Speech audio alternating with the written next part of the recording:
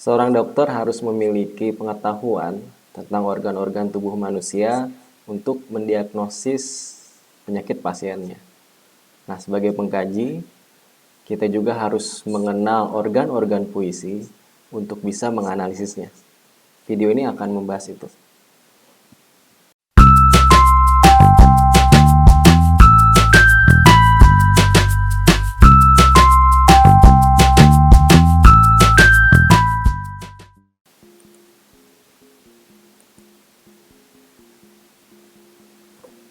Apa yang dimaksud dengan struktur? Oke, kita lihat gambar berikut ini. Lihat gambar ini. Gambar apakah ini? Ya, mungkin banyak jawaban. Tentu saja jawabannya salah semua. Karena ini adalah gambar hanya kumpulan gambar bidang-bidang begitu ya. Tidak merujuk ke suatu benda apapun begitu. Hanya bidang-bidang saja. Tetapi kalau kita susun sedemikian rupa seperti ini misalnya. Nah, gambar ini menjadi gambar rumah. Ingat tadi ketika gambarnya atau bidang-bidangnya belum tersusun, kita tidak bisa memaknai benda ini atau gambar ini. Nah, setelah tersusun, kita dapat memaknai gambar ini. Itulah struktur. Struktur adalah kumpulan unsur-unsur yang saling berelasi. Dengan demikian, seseorang dapat memaknainya dengan cara merelasikan tiap-tiap unsur itu. Seperti yang saya bilang tadi, ketika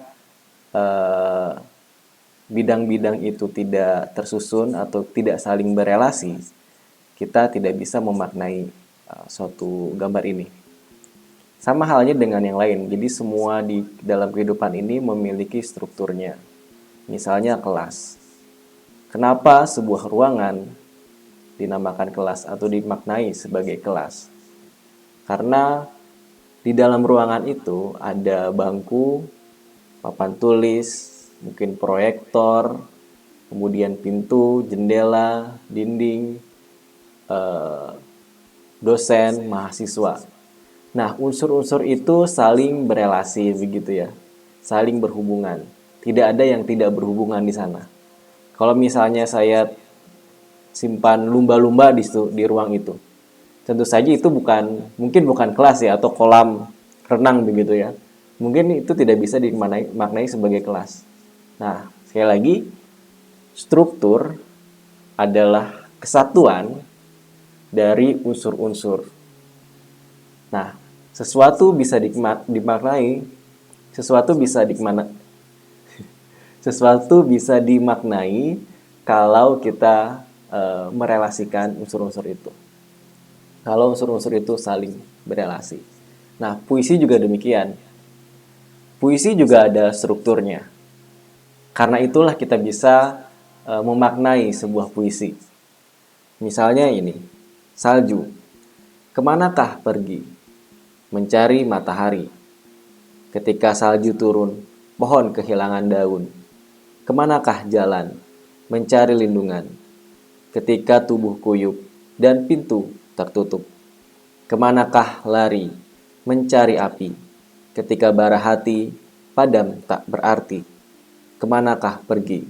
Selain mencuci diri. Sebuah puisi karya Wingkarjo. Apa maknanya? Ya, tentu saja Anda harus mengenal unsur-unsur dari puisi ini. Kalau sudah Anda mengenal unsur-unsur itu, kemudian bisa merelasikannya menjadi struktur, Anda akan bisa memaknai puisi ini. Oke, nanti kita jawab ya pertanyaan itu. Apa makna dari puisi ini? Jadi dengan hanya menguasai struktur puisi, sebetulnya kita sudah bisa memaknai. Ya, memang semiotika dengan strukturalisme itu saling berkaitan ya. Nah, kita mengenal struktur puisi dulu ya. Ada struktur fisik dan ada struktur batin.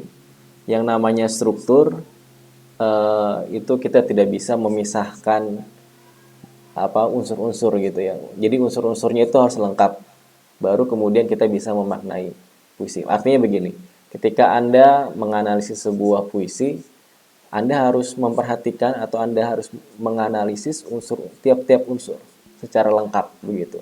Nggak bisa Anda hanya menganalisis bunyinya saja, atau menganalisis imaji saja, atau menganalisis amanat.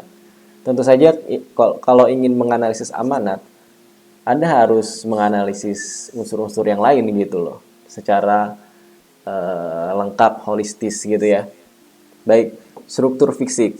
Struktur fisik itu adalah struktur puisi yang terlihat begitu, yang terlihat ketika kita membaca puisi, kita melihat ada unsur-unsur kata, unsur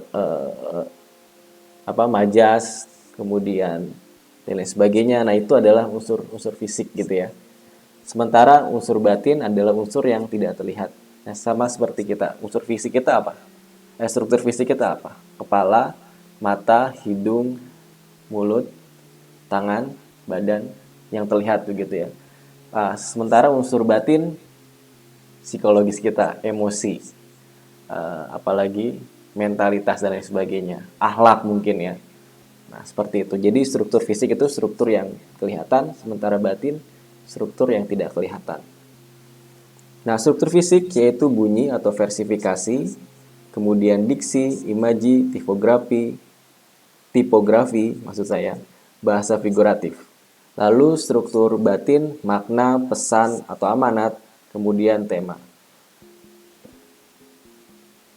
Kita mulai dari bunyi. Ada macam-macam istilah bunyi. Yang pertama adalah rima. Di dalam rima itu ada asonansi, aliterasi, rima akhir, rima dalam, rima rupa, rima identik, kemudian rima sempurna begitu.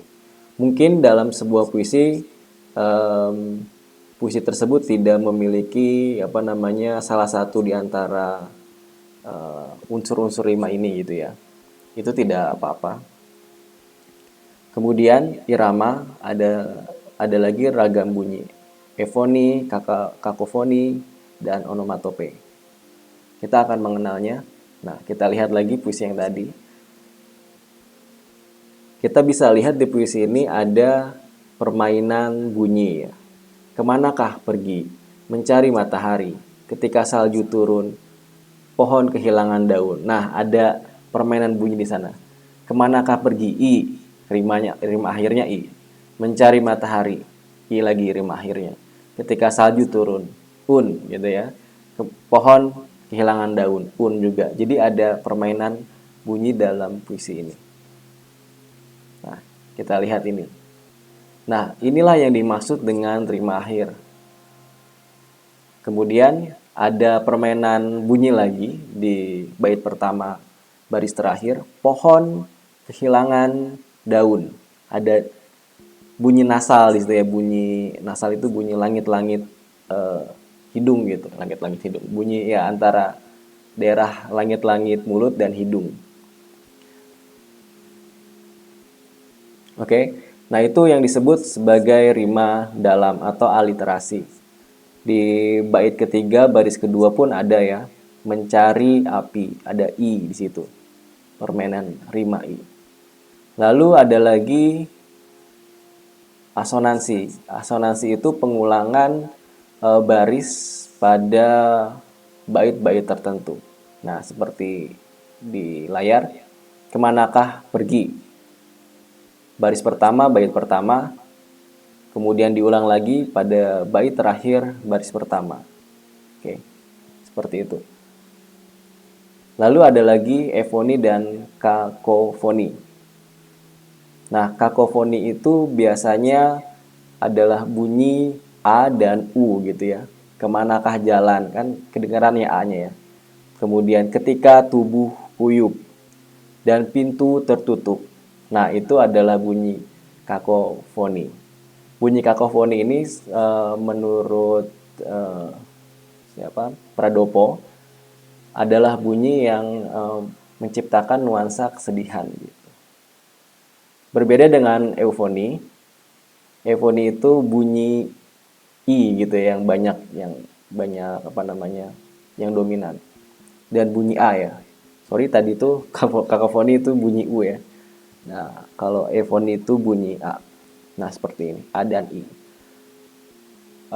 Menurut Pradopo lagi, bunyi ini adalah bunyi yang menciptakan nuansa eh,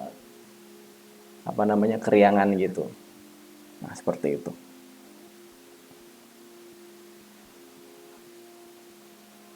Kenapa kita bisa harus menganalisis bunyi atau ada bunyi dalam puisi?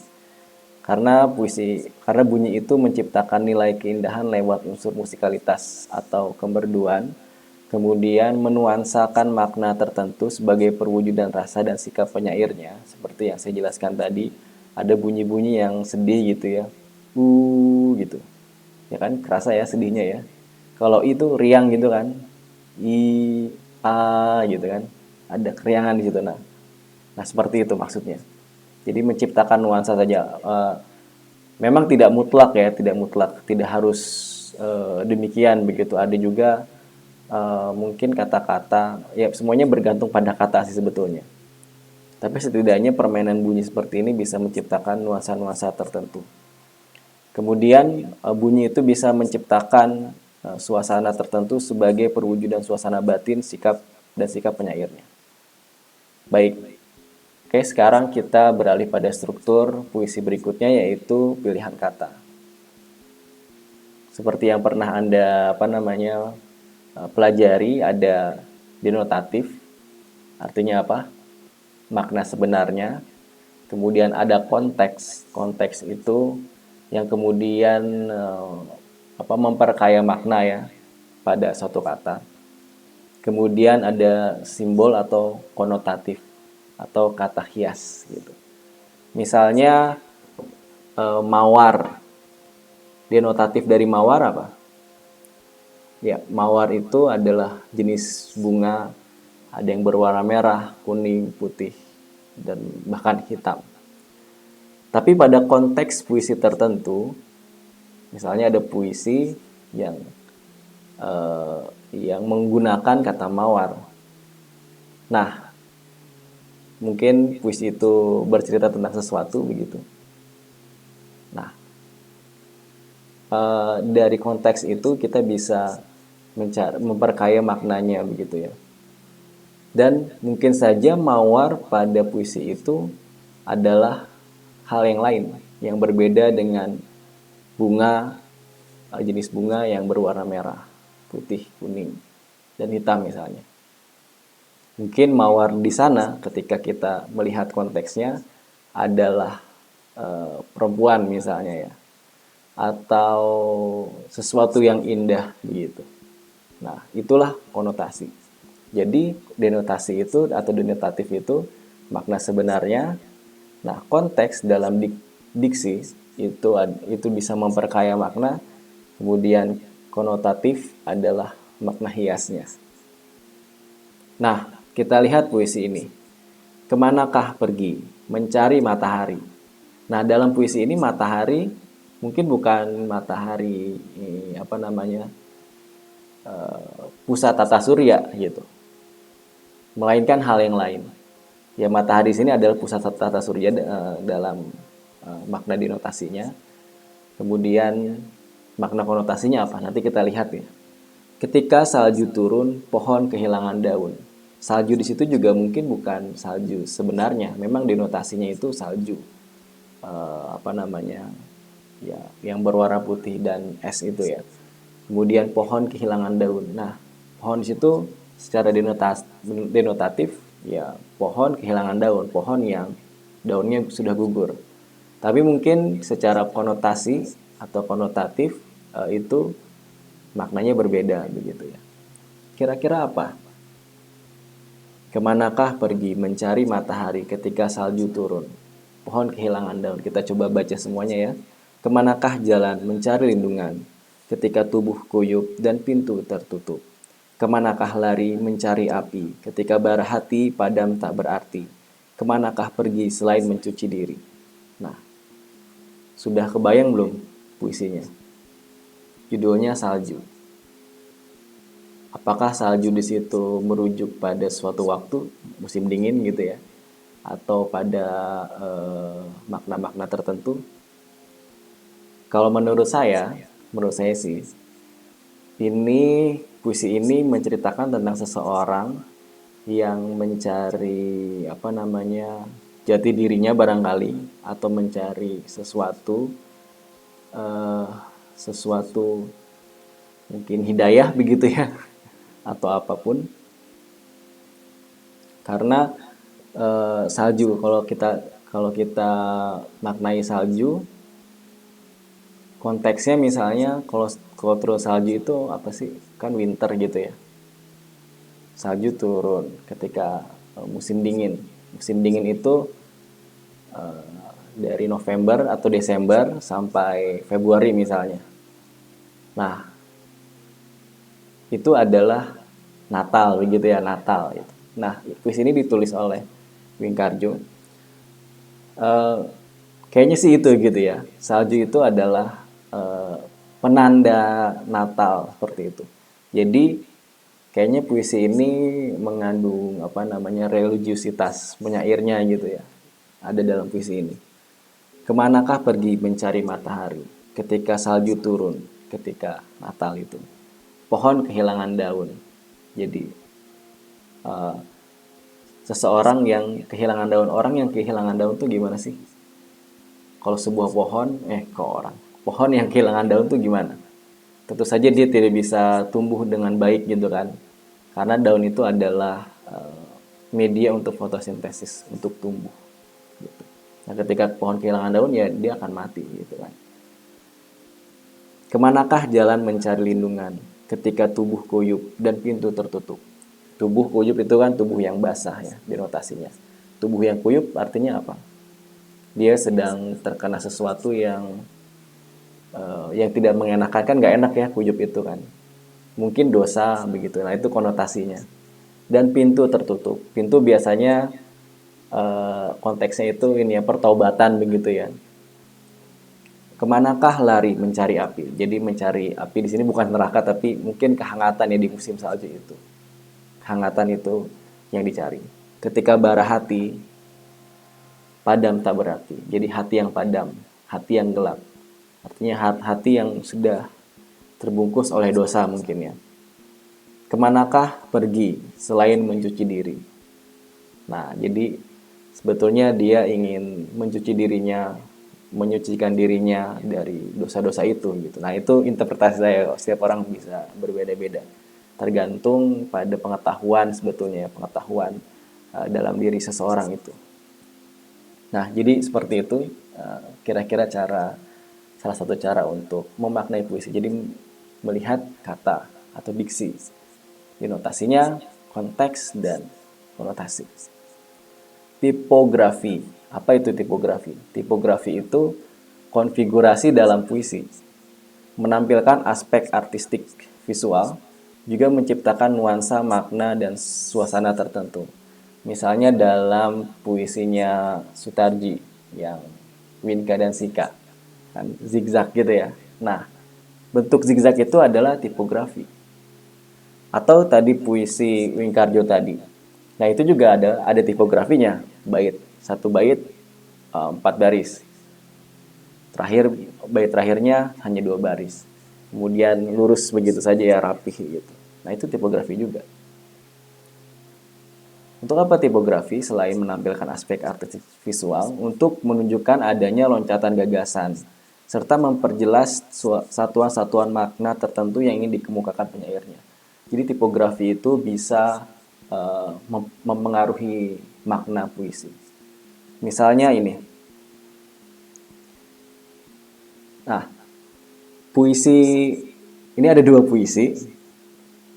Puisi yang sebelah kiri adalah puisi yang benerannya gitu ya, puisi beneran. Sementara puisi yang sebelah kanan itu saya modifikasi begitu.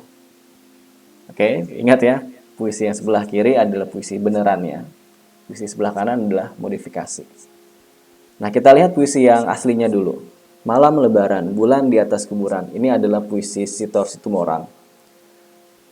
Nah, bulan kemudian di apa namanya, ada enjambement. Enjambement itu pemotongan kalimat ya, pemotongan baris maksud saya. Bulan, enjambement, di atas kuburan. Kenapa sih nggak seperti yang kanan, bulan di atas kuburan dalam satu baris? Kenapa nggak begitu? Tentu saja penyairnya membuat enjambement seperti ini, seperti puisi aslinya, bulan enjambement di atas kuburan, itu ada maknanya begitu. Nah, sekarang kita coba lihat malam Lebaran. Oke, malam Lebaran adalah sebuah malam ketika Ramadan telah berakhir gitu ya. Bulan di atas kuburan, bulan. Malam Lebaran itu kan tidak ada bulan kan. Dia satu Syawal. Jadi bulannya mati. Bukan tidak ada bulan, ya tidak nampak bulan. Jadi bulannya bulan mati. Di atas kuburan. Oke, bulan itu apa sih? Terang gitu ya, terang, cahaya, atau keindahan misalnya. Di atas kuburan, sementara kuburan gelap, seram, gitu, kelam.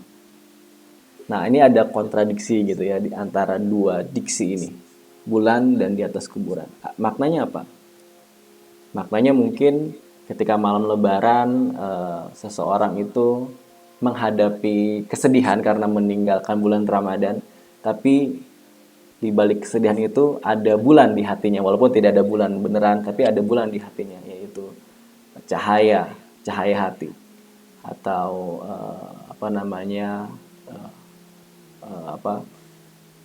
jiwa yang bercahaya, yang suci gitu, yang fitri seperti itu. Nah, mungkin begitu ya. Anda punya jawabannya sendiri-sendiri barangkali. Nah, kemudian kenapa sih seperti ini tipografinya? Bulan di atas kuburan. Kalau kita gambar gitu ya, kita visualisasi, bulan itu kan di atas. Kemudian kuburan itu di bawah. Nah, tipografi ini sebetulnya ingin mencitrakan sesuatu itu. Mencitrakan gambar itu. Bulan di atas kuburan. Bulannya di atas, kuburannya di bawah. Akan beda ketika gambar yang puisi yang sebelah kanan, puisi yang saya modifikasi.